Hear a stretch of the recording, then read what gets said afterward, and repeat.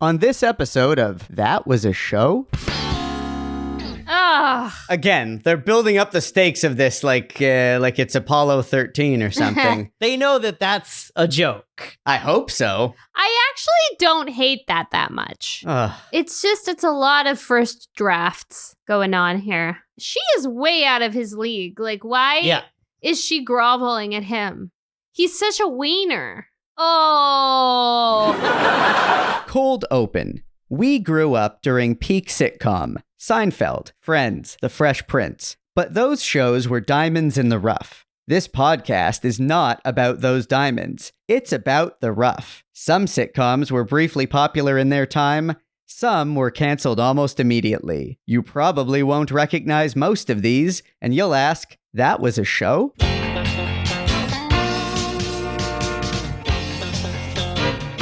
That was a show? The podcast about failed or forgotten sitcoms from the 80s and 90s, starring Brynn Byrne, Aaron Yeger, and Andrew Helmer as Barry. A Radio Gizmo production.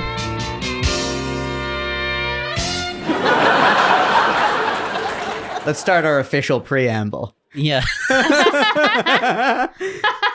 So we're back. Yeah, hey. With another episode. Happy 2021, everyone. So we're recording this in late 2020, but you're listening to this in early 2021. So hopefully it's great. Hopefully the year did, in fact, turn over on December 31st into a new year and not just, oh shit, December 32nd. What happened? And hopefully we instantly all feel better. Happy 2021, everyone. Aaron, why don't you tell them about the show? All right, thanks, Barry. Turn the dial on your TV set all the way back to 1984. Coming on the heels of his very successful breakout supporting role on Silver Spoons, a new show was developed as a vehicle for a very young Jason Bateman. It's Your Move follows the antics of Matthew Burton, an adolescent con artist played by a 15-year-old Bateman who lives with his older sister Julie and single mother Eileen in an apartment in Van Nuys, California. We also meet Matt's best buddy and sidekick Eli, who's always hanging around the apartment and serves as chief lackey for all of Matt's scams and grifts.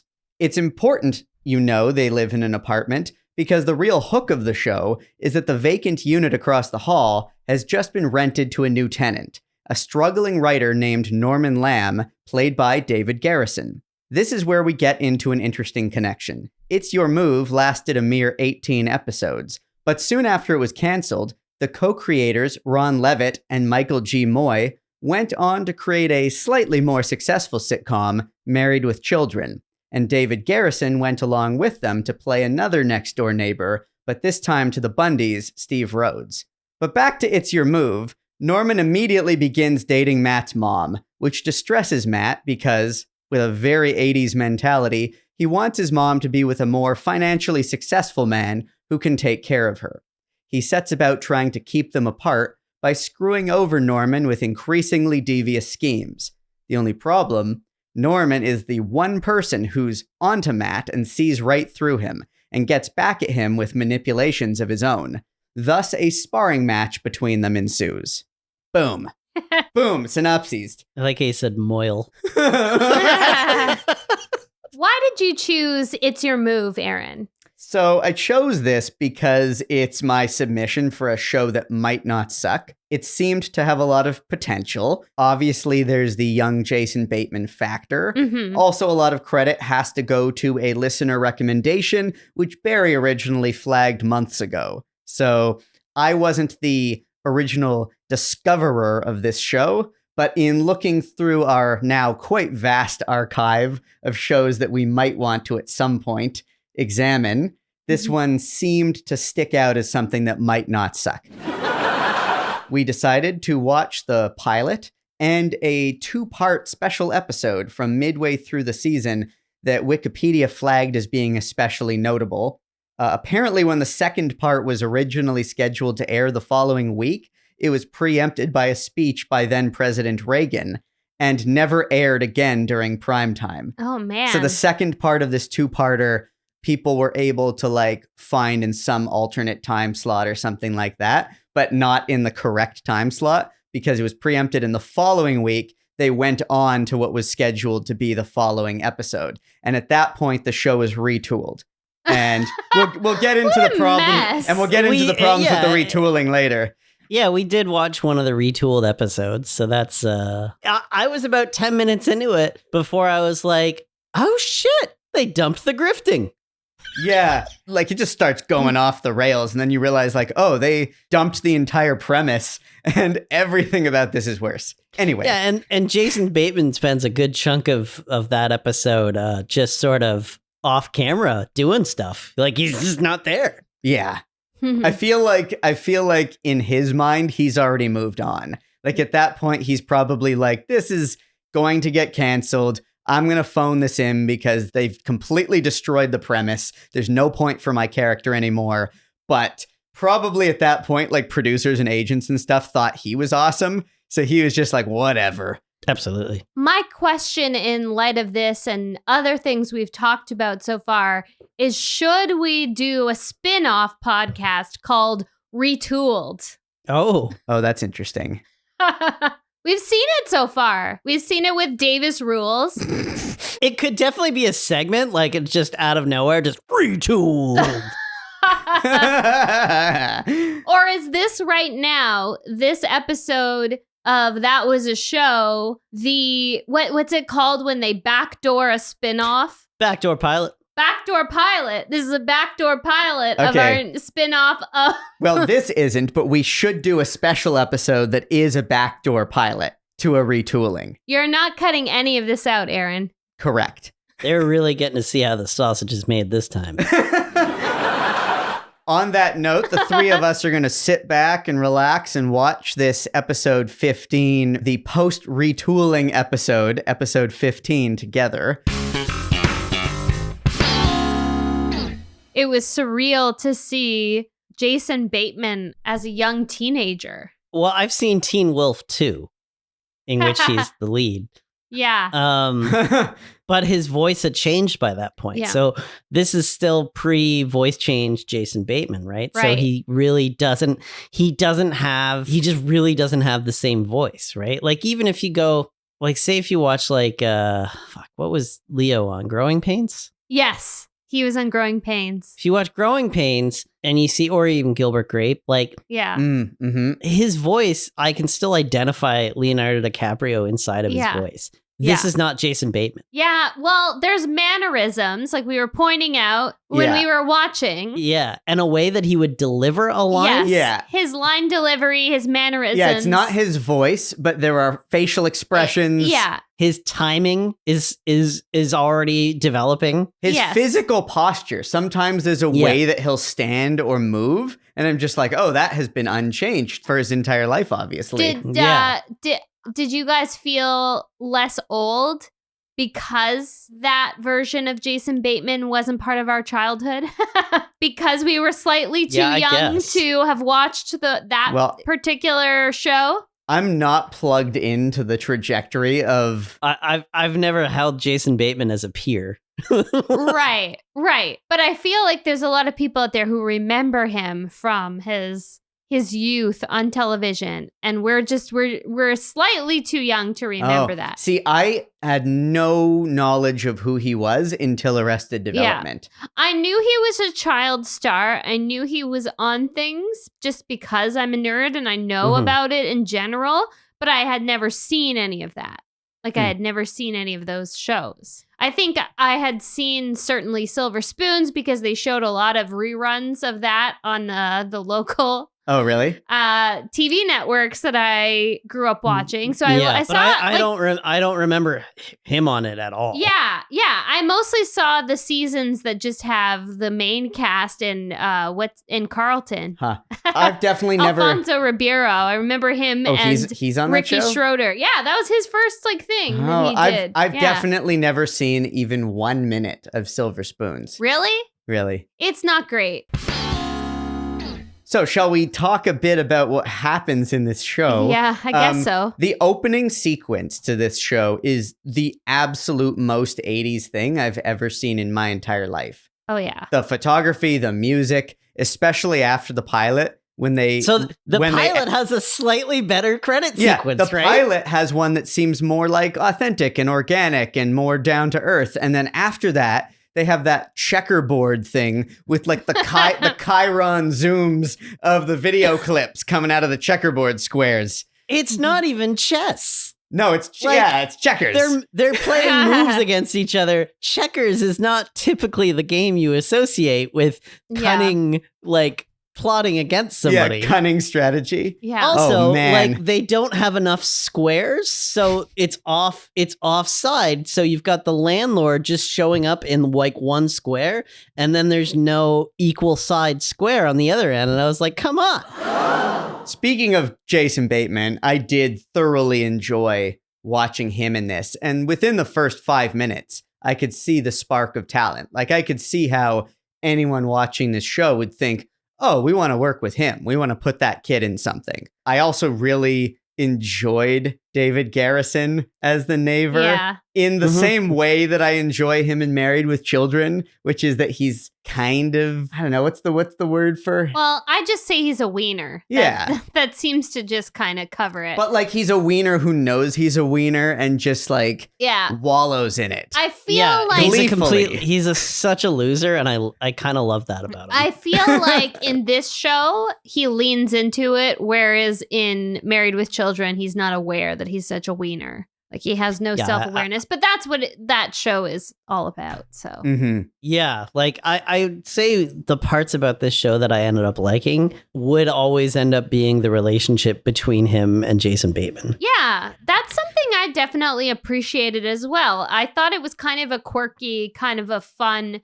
concept that there's this weird like rivalry between a grown man who has too much time on his hands and a teenager who is precocious. Like I liked that. I liked that kind of weird rivalry that was happening, and that like they had good chemistry together. Like they had a good absolutely. It was interesting. My favorite scene in all the episodes we watched was that, especially for how long they let it play out. But in the two-parter where everything's falling down around Jason Bateman, and he finally like breaks down and he like begs, Garrison to help him, and he's just like, no.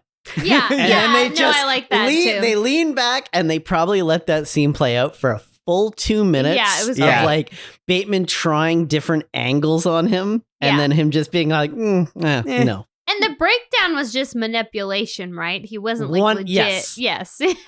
Yeah. So maybe we should talk a little bit about this because we're kind of just talking about it with each other. Yeah, let's do some plot breakdowns of the episodes we watched. Yeah, for sure. Okay, so in the pilot, it is very quickly established these dynamics because when Norman Lamb moves in next door, we find out that he's a writer. We don't initially know what kind of writing. We later learn that he's trying to write stories to try to get them published in like magazines and newspapers and things like that. So Matt, played by Jason Bateman, is trying to get the new neighbor to do some favor for him to like help out his sister. Was it that he wanted him to pick her up from school or something like that? So he wants him to take her to the mall, which I think the implication that was he was going to get him thrown out of the building for making it look like he was trying to pick up the teenage girl. Because he was saying that he was trying to take care of two problems at once. One is his sister was on to him with his I'm selling term papers scheme. And two was he wants to get that guy thrown out of the building. I didn't even pick up on that. I know. Oh my God. That's the problem with this show. There's a lot going on, and it's hard to like pick up on all these little schemes and all these nuances. So actually, we should backtrack a little and say, prior to the retooling episodes where things get simplified somewhat, at the beginning, this show is very plot heavy. For a sitcom, there's a lot happening. Look, you can't write anything about con men without writing complicated schemes. Yes. And these schemes are always quite complicated. And they're pretty like well developed. Like they're pretty thoroughly in-depth schemes. Yeah. And apparently even more so than I thought, I realized. We learn at the beginning of the series that Matt and a group of other kids that basically work for him, especially his buddy Eli, who's his consigliere, basically. I don't know if I would say that. His chief lackey. Yeah, his chief lackey. Consigliere means he's giving him advice. You're right. He's his Millhouse. Yeah, he's his Millhouse. He's his Millhouse. He's his right hand man, or his Millhouse. Yeah. And Millhouse Van Houten, not Millhouse Nixon. Yeah. Correct. But the series opens on him with a whole group of kids that are gathered together working for him in some sort of scheme where they're selling term papers or whatever to other kids. And it's like factory style. Like he's like the Henry Ford of kids selling term papers, where he's assigning different topics to each kid, and he's like the one who's orchestrating this whole It's kind scheme. of like a boiler room situation. He's like if Max Fisher ran a criminal empire out of Rushmore Academy. Exactly. Yes. Exactly. It was such an efficient opening scene that I was actually impressed with how quickly we get into kid's a con artist. That's the show. Yeah. Okay. It's the problem is I think it's a little too sophisticated for your average audience. Like even the whole metaphor, like calling the show It's Your Move, that reference is going to go over people's heads. Like, well, they don't even play chess in the show. Yeah. And so I think that's why it had issues and why they felt it had to be retooled. And Aaron will get into that later, but it's like, it's a thing that I often forget, that at this time, like 1984 is when this show started, there were just a few TV networks. So shows like this, like a family sitcom, had to be super mainstream to succeed by design. Yeah. And this show is ultimately pretty niche. It would be, it is a pretty specific and pretty complex premise, but it's a very tight pilot. They establish the dynamics between the characters very efficiently. I agree completely. I would also say it's one of the earliest things I can think of seeing, and this is before the retooling, which specifically goes against what I'm about to say. This show is the earliest thing that I can think of that it is clearly the two main characters who drive all the plots are bad people. Good point. They are not neither Matt nor Doug, Steve, Norman. Neither Matt nor Norman in these first two episodes that we watched, again, before the retooling, have any redeeming qualities. They are out for themselves. They completely screw over everyone around them. I'll give one caveat. I think that at the beginning, they have that little save the cat moment where that's true. I will recount from my notes this one moment. The money in the purse. So there is this one moment where, to describe what happens here, we learn right away when the mom comes in that she's a single mom. She's also a career woman. She's overworked, underpaid. She's stressing about the price of groceries. And when she's not looking, Matt takes her purse.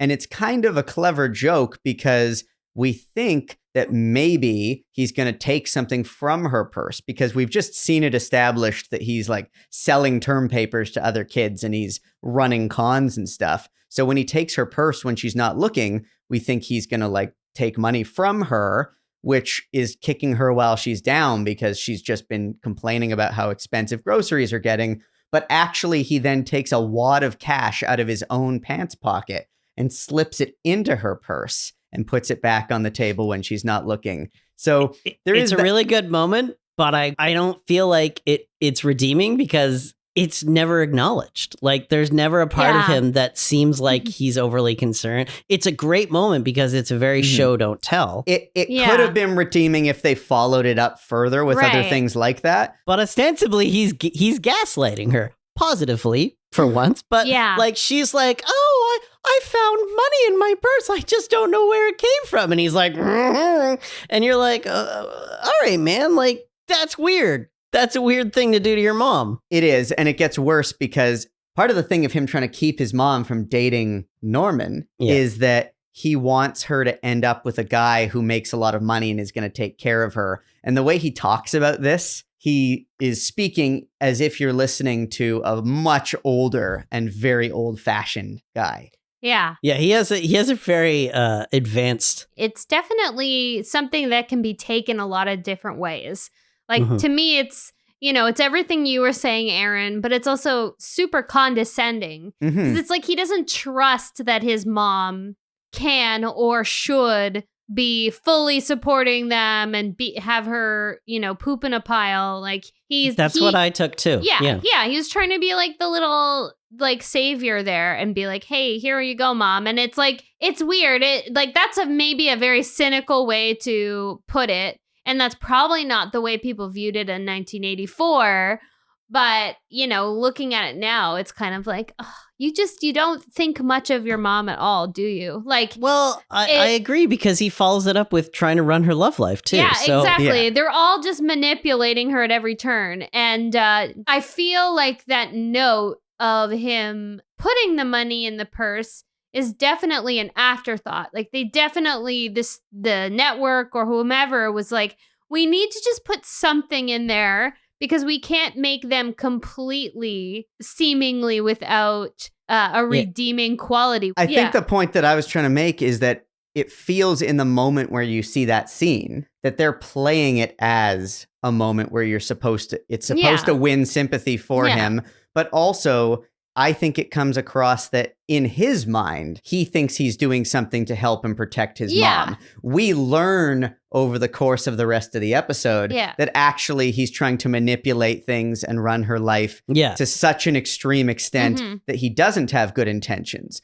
But if you're able to forget everything you learn after that scene, in that moment, it seems like he could be doing something that, whether it's the right thing to do or the wrong thing to do, he's very young. As a 14 or 15-year-old, it seems like something that he's trying to do something to help his mom. But it's after that we learn that, like, oh, wow, he's just running all sorts of angles here.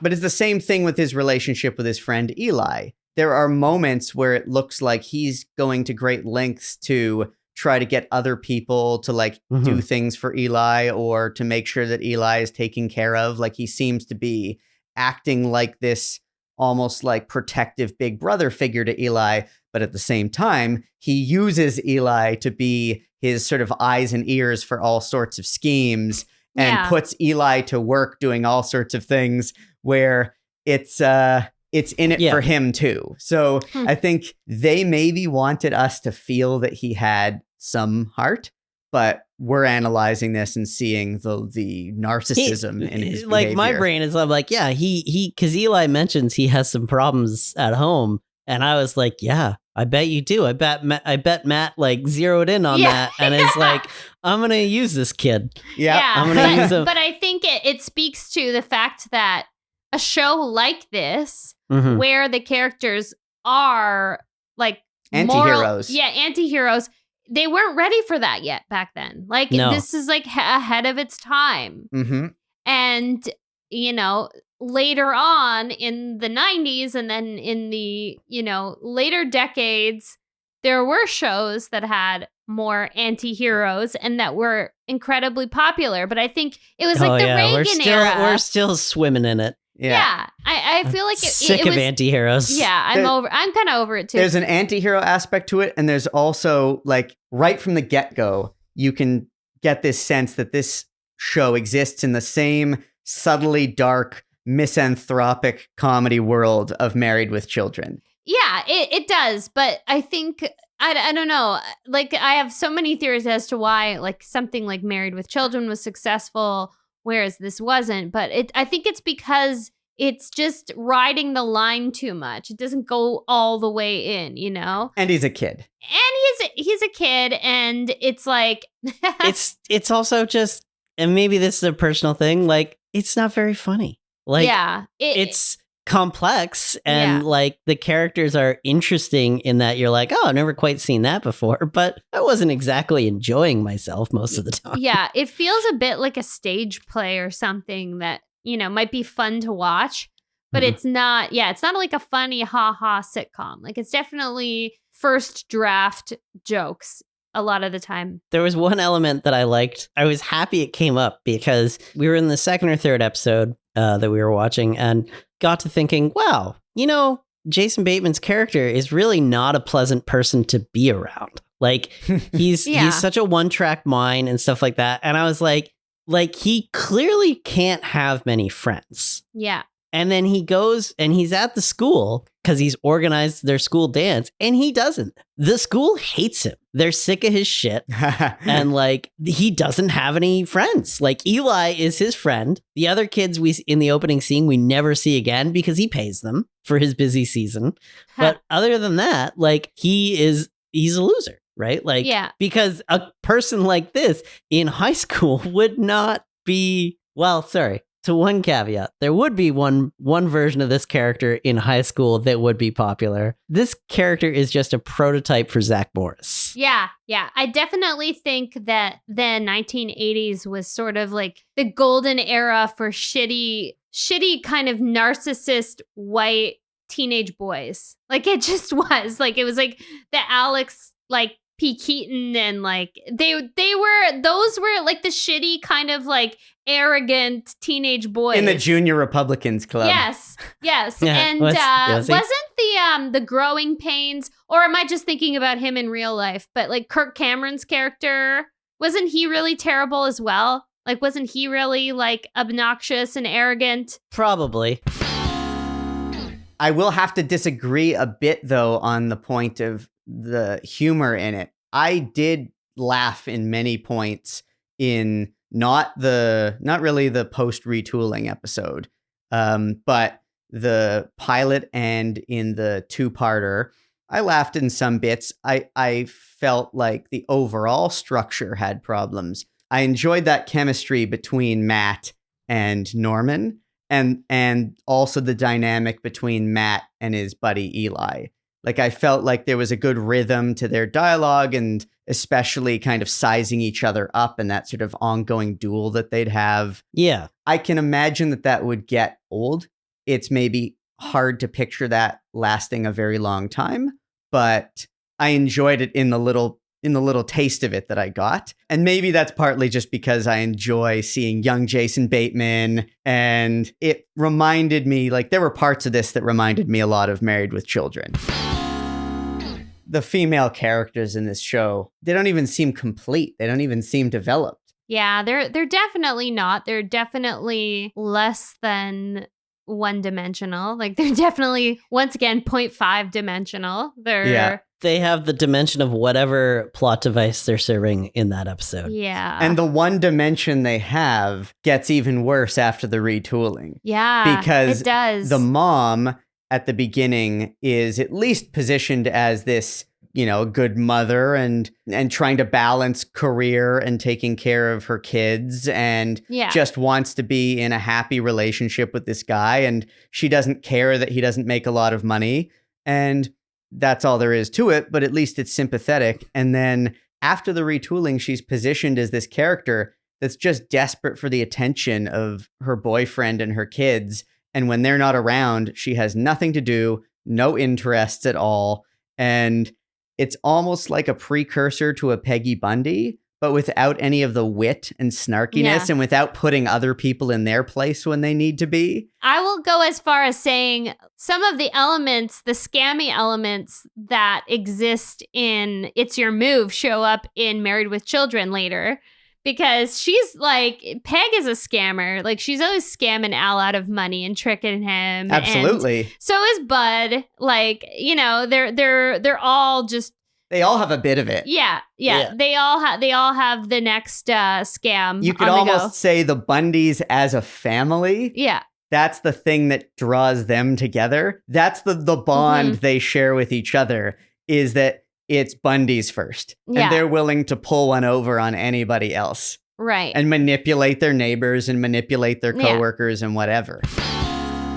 We keep bouncing toward talking about this retooling thing. Yeah, and let's we get should into go it. back in time a little bit to where the show begins, when there are aspects of it that kind of work. I really want to talk about this two-parter, episodes 12 and 13 that we watched. Yes. Called The Dregs of Humanity. I actually quite enjoyed this. This is... Yeah, it was fun. This is the peak of the show. This is the most noteworthy episode. This is the part that if you look at anything more recent that's been written online about the show, because some people have, for the same reason that we did, because of the Jason Bateman factor, basically, have gone back and said, oh, wow, let's re-examine this first lead role that he got as a kid that does demonstrate his talent very well. The main character is very quick-witted and smart, and, you know, we can say what we want to say morally about that or narratively about that. But just in terms of what it does as a platform to show off the talent of the actor. I mean, we here at That Was a Show are in no way casting aspersions on anybody digging up strange shows from earlier in people's careers and writing about them. Yeah. So when everyone goes back and re-examines this show, they look at the dregs of humanity. The episode is called The Dregs of Humanity. Yeah, it's The Dregs of Humanity, parts 1 and 2. The rundown of the plot is that Matt and Eli have been put in charge of booking a band to play at the school dance and somehow got control of the money to pay this band. And through some, you know, incompetence basically on the part of Eli, the money gets lost. I mean, what happens is he put the banking information up on like a chalkboard in the school and the money gets lost. So not important. No, what's important is they now have no money, but they have to produce a band. Otherwise, they're going to have to pay it back. And what they do is initially they try to find a band that's willing to play for nothing or for like $20. And after a montage of seeing a bunch of auditions of groups that are not going to be very good, they come up with a scheme where they're going to get a bunch of skeletons from the biology lab at the school and put them on the stage with some ropes and some pulleys and a fog machine and some lights to obscure what you're seeing, and put clothing on the skeletons and make it seem like it's some sort of heavy metal band where you can't make out the faces, and they're going to make them move around on stage like marionettes with a guitar and a drum kit and everything. And they pull it off. And simply put, it is awesome. Yeah, it is. I thought it was very creative and like very quirky. And I wonder if it inspired that iconic scene in Home Alone where he stages the fake party. Oh, with the marionettes. Yeah. It's fun. It's fun. Yeah. It's fun. And what's great and they get away with it. And that's where most shows would stop. Yes. They got away with it. But they took it as far as they possibly could. And then the balls on this show. Yeah. In their first season, big 7 episodes in, on this show. Yeah. The fucking balls are like, two-parter. Let's do it a two-parter. Yeah. And to be clear, that concert at the school where they make the skeletons dance and they pull it off and they convince all the kids that it's a real band. It's like Act 2. Yeah. Yeah. That's the inciting incident of this plot. That's where this begins. Because from that point... It could have been a movie. Yeah. At that... Could have been a movie. Yeah, most sitcoms would have played that scheme as the climax. And yeah, they probably wouldn't get away with it. They get away with it, and then they start getting phone calls. And Matt becomes the band's manager, and all of these venues are trying to book them for shows. Eventually... For thousands of dollars. Eventually, the Palladium wants to book them for a $20,000 paycheck for a concert. And where it ties in with Norman, the neighbor, is that he wants to interview the band to write a story to get it printed in a magazine.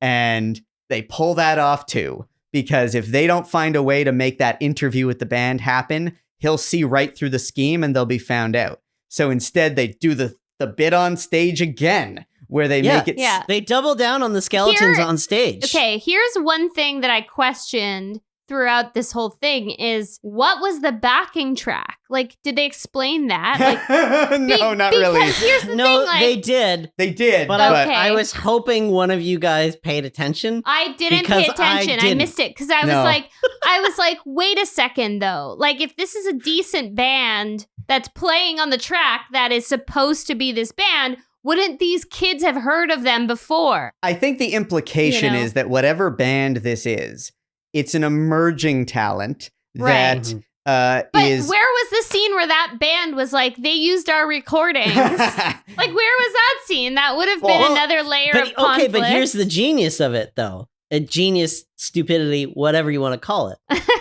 Nobody ever hears them outside of that one fucking thing. They never hear them outside of the school dance. So all of this spreads through word of mouth all the way to the point where... Because there's no smartphones recording it. Yeah. So not only does some like semi-respectable music publication have Norman interview them based on the word of mouth of a school dance. But based on that interview, Rolling Stone, which, Beng Fong Torres was not, he was known for a little bit more journalistic integrity than this. Yeah. Well, there's a lot of holes you can poke in the way that this plays out, because there's a lot of what we like to call sitcom logic to this whole thing. I mean, ultimately, they're calling up this 15-year-old kid on the phone acting as manager for the band. That's my favorite thing. Yeah, that's my favorite I love thing that about as well. it. Yeah.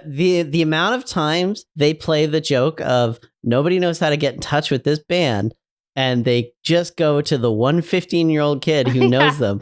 Not only so it's not just Norman, but then it's like different concert promoters. Then it's the Palladium. Yeah, and then of course, as the plot goes on, it's the lawsuits. Yes. Yeah. And no one questions the fact that the only way they can get in touch with this band is through this one kid. Like, why does he think he has to show up to court? In what world was the 15-year-old kid like served a court papers? I don't know. None of it makes any sense. It's very far-fetched. But that's what I love about it. Yeah.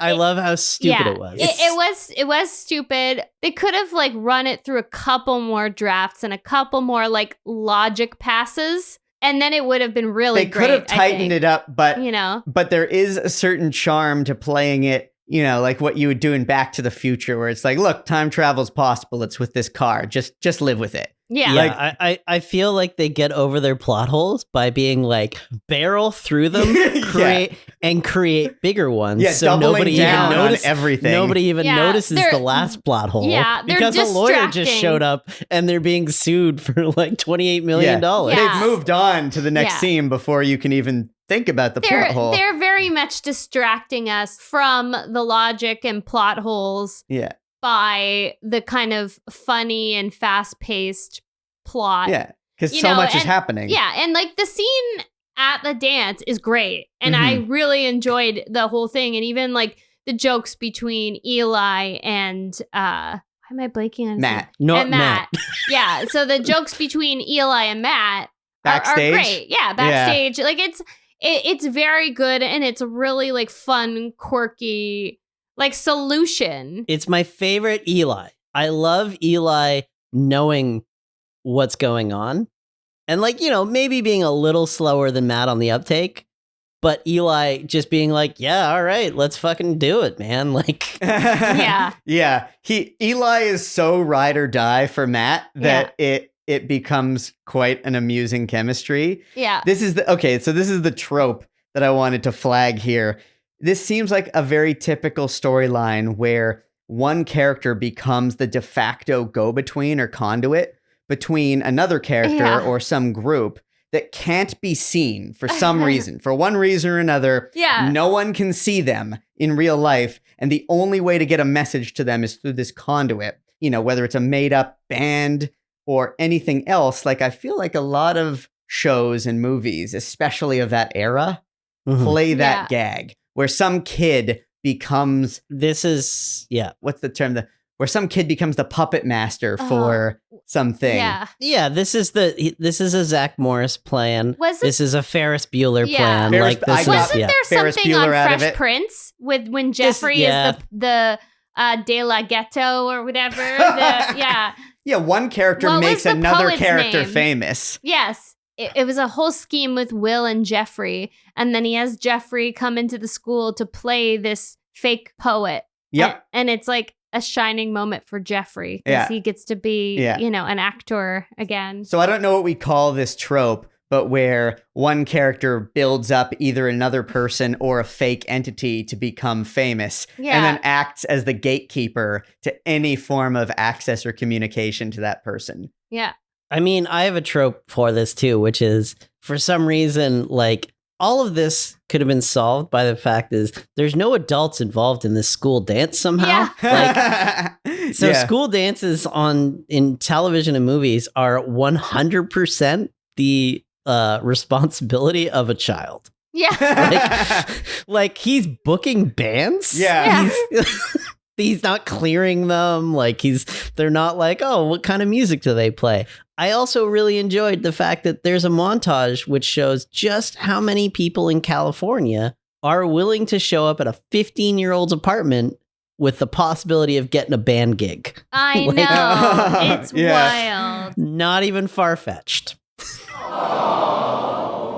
Another flashback to 1984 is whenever Norman's talking about writing in this episode, there's a little sort of subplot that his typewriter is out for repair. And the first time I heard that, I was thinking like, that's kind of a silly, kitschy thing to do. And then I had to take a pause and remember, actually, in 1984, if you were typing something at home, you probably were using a typewriter. Yeah.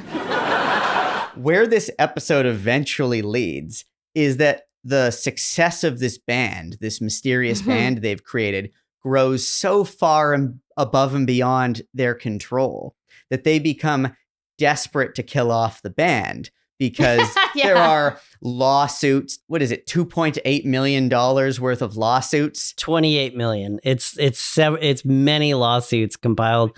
28 million. which schemer Matt just goes, will you take a check? Because he's just gonna bounce a check. Yeah. Like, he's like, whatever. So there are these mounting lawsuits. They're getting pulled this way and that by all of these different demands and phone calls that he's getting as this band's manager. And it gets to a point where both Matt and Norman are in far too deep, because Norman has already published one story about this band that doesn't exist and shows that he's clearly never done real research. And now Rolling Stone wants him to do a story for them. They're both in too deep, and they decide they need to kill off the band by staging the untimely death of the band. So they take Norman's $300 car, they put the skeletons presumably in the car, and they push it off a cliff into the ocean. And it does the TV report after the fact. They don't show that, but they do the exact type of funny TV report on the news that Married with Children would do, where they're watching the news report shortly after that's talking about how the band has gone missing and the vigil and all. It also has my line delivery of the entire series, which is it's Norman's idea to stage the death.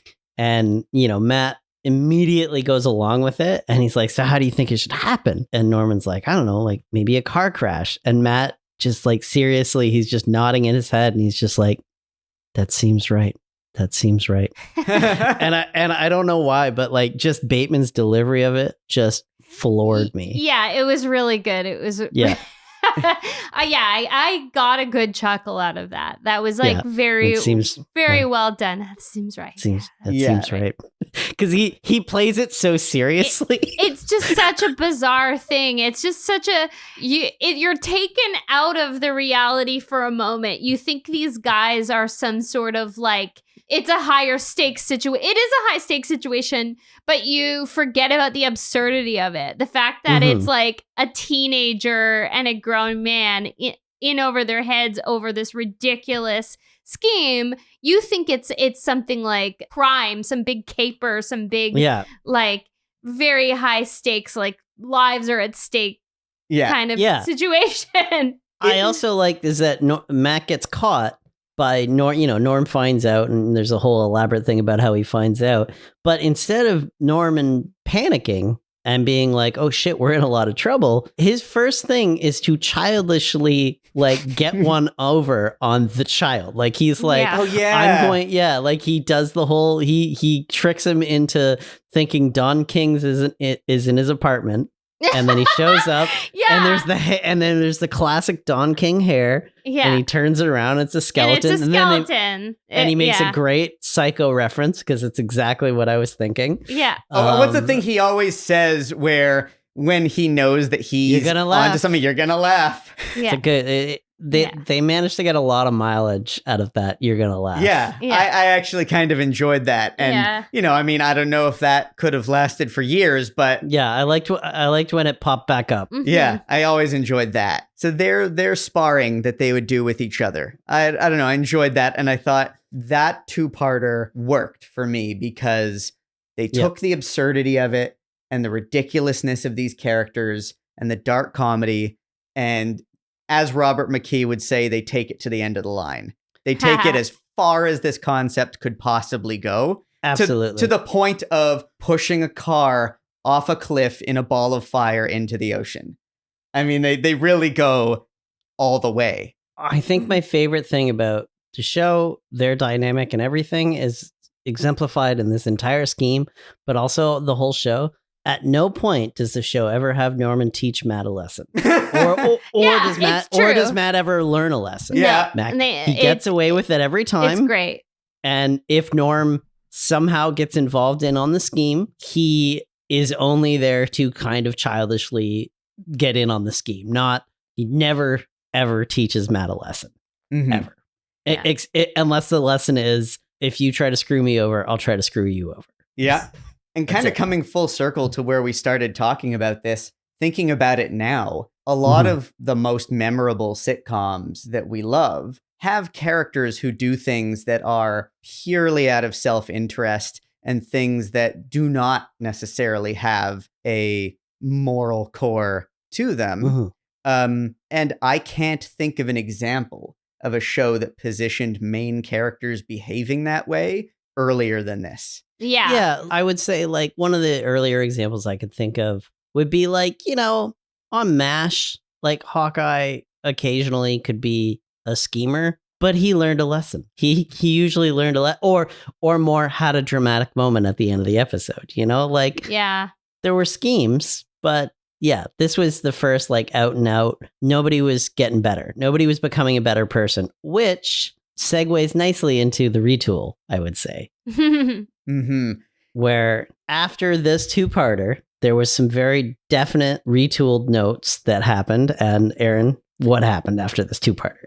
The retooling. So the plot of it in episode 15 is really strange. Just briefly, it's called Eli's Song, and it centers around the Eli character. It's noteworthy to point out that Matt has been completely defanged, and he's no longer a schemer. He's no longer running cons. He's not doing any of that stuff. All we can see from him and get out of this episode is he's kind of taken Eli under his wing, as he always sort of had, but now he's not using Eli for schemes. He's just trying to help him out as a buddy.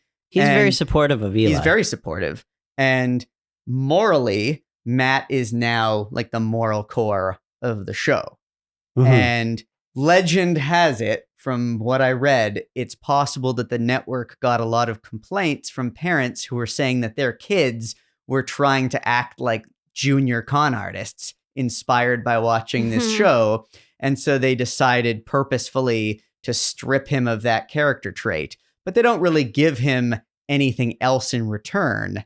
It just becomes a pretty thin, bland take on it. Those kids were con artists anyway. And the plot of this episode is that the school has a soccer team, which is apparently a really big deal. Norman accidentally falls into becoming the coach of the team. And as a result, Matt uses that to leverage that relationship with Norman to get Eli a place on the team so that Eli has something to do to kind of boost his confidence. Now he's going to get to be on this soccer team. I was just going to make a point back when you were talking about like maybe why it was like retooled, just like offer a very, very quick theory that maybe it's just the general attitudes of people at the time, because it's basically 84 and it's peak Reagan era where people had this whole idea that there is this big moral majority that should be governing everything and talking about how people should act and what good girls and good boys did. So that could have been a big influence on everything, were those general attitudes at the time. Yeah, this is a full, and this is because the Republican in the White House, and this is not to get too political, but this is a full, this is 7 years before the Bushes publicly condemned The Simpsons because of Bart's behavior and because of The Simpsons' behavior as a family. So yeah, I think you're onto something there. I think it was definitely like because this kind of behavior should not be on television, is what they were saying. And that dovetails perfectly with the fact that part 2 of The Dregs of Humanity was preempted by a Reagan speech on TV. Maybe I'm pulling at straws, but I feel like I could see this script. I can see the rewrite. This whole plot still works, except for I could just see the original plot being Matt and then later Norman are betting on the game. Yeah. Totally. But they took it out. Yeah. In the original show, they would have gotten Eli onto a team that had been winning and gotten him on there, which would make Eli feel good but make the team lose. And they would bet on the team losing, but they'd be the only ones who know it's going to lose. Yeah. They'd know the team's going to lose. I think that. Again, maybe it's just how I would write it, but that just seems more in line with those two characters, especially with, you brought it up a bunch of times. Why are they so into this thing? And I'm like, yeah, especially because the principal's always really reacting to it. And I'm like, I can see a version of this episode where the principal's got a lot of money riding on this game, like where all of them are betting on it and using the fact that they've thrown in Eli as a reverse ringer. Yeah. And one by one, you find out that everyone in the show is betting. They all have money on this game. I had to do some really, really quick research to confirm something.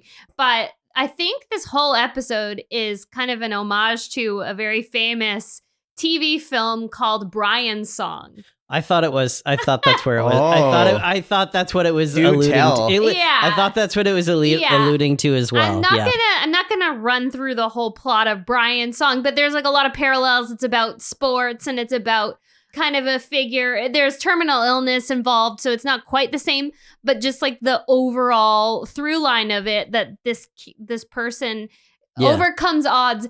And I think the ending that was so controversial to us that we found weird is actually a direct reference to that. So it's all a parody of so the whole silly thing at the end is actually a reference to the way this TV film ended. That 100% has to be true, because the whole time it's been nagging at me.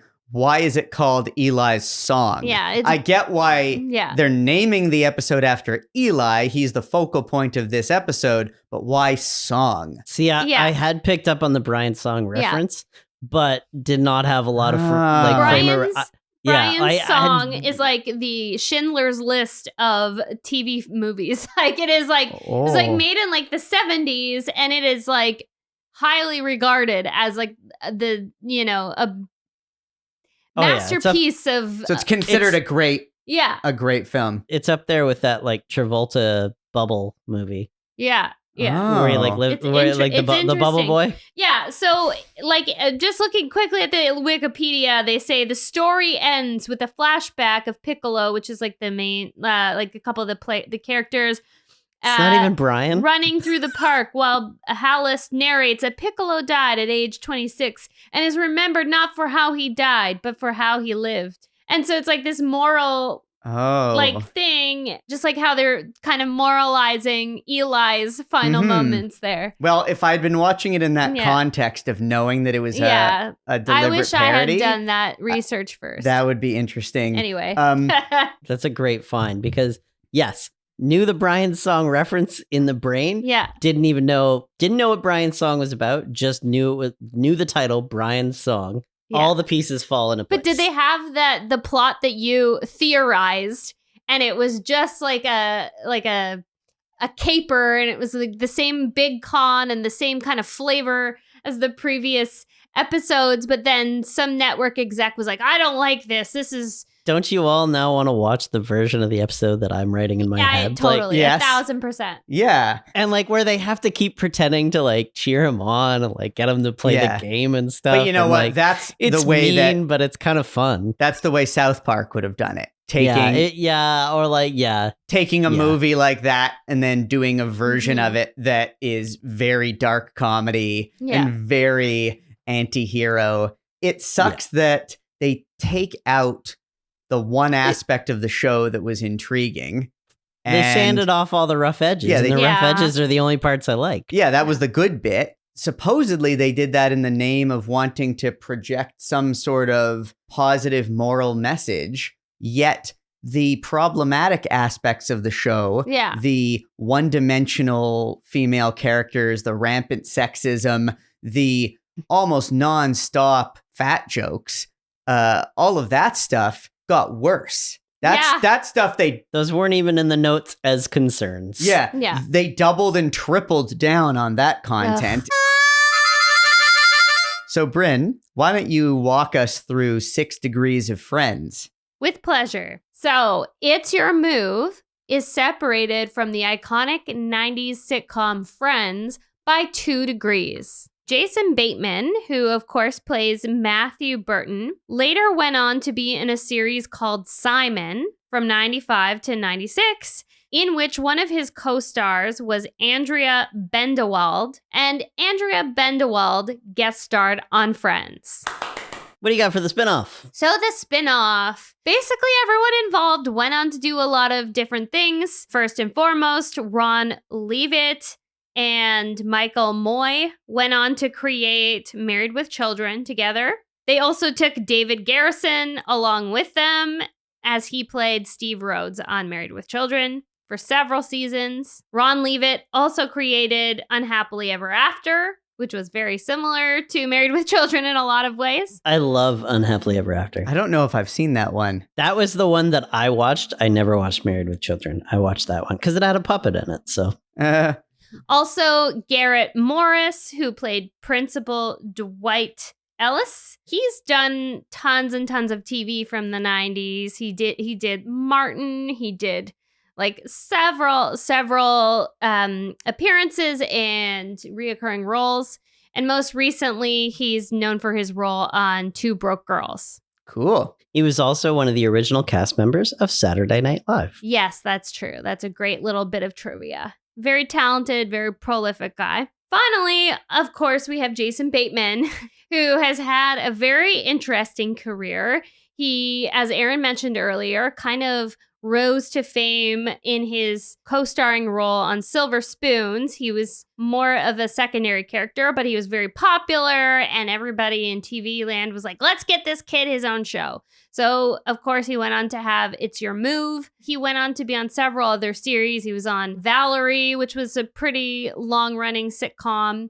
And, he did a lot of other shorter run series throughout the 90s. And then he kind of had a cooling off period. But then in 2003, we're all introduced to Michael Bluth. And that's where he kind of had this glorious comeback. I don't know if it's fair to call it a comeback, but that's definitely when he became his most famous in recent years. He then, of course, went on to do several movies, and he's now the star of the very intense Netflix series Ozark.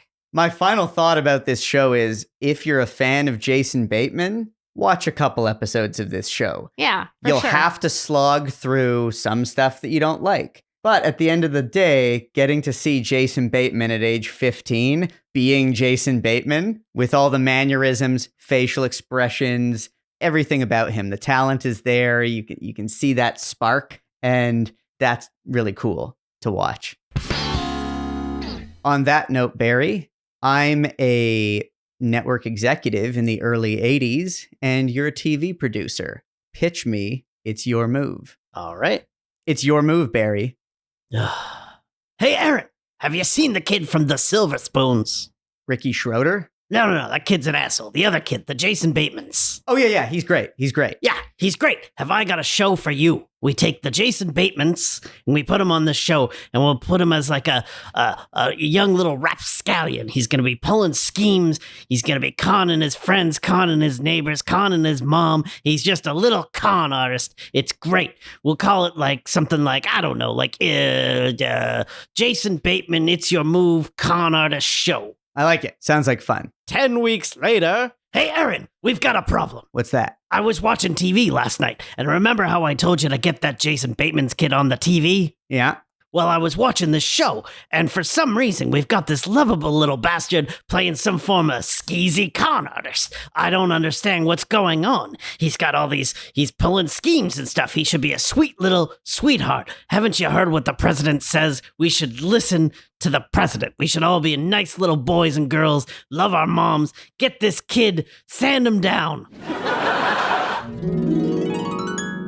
Well, this was fun. We've had a lot of laughs. But some things are no laughing matter. What did we all learn from It's Your Move? I learned that it's time to rewatch Arrested Development. Boom. That was a show. That was a show. Yeah. And cut to credits.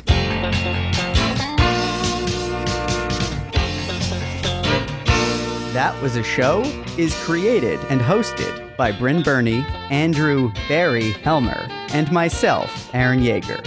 It's a production of Radio Gizmo in Toronto, Canada. Subscribe, rate, review, and share. Follow us on Instagram and tell your friends about it. That Was a Show? Radio Gizmo.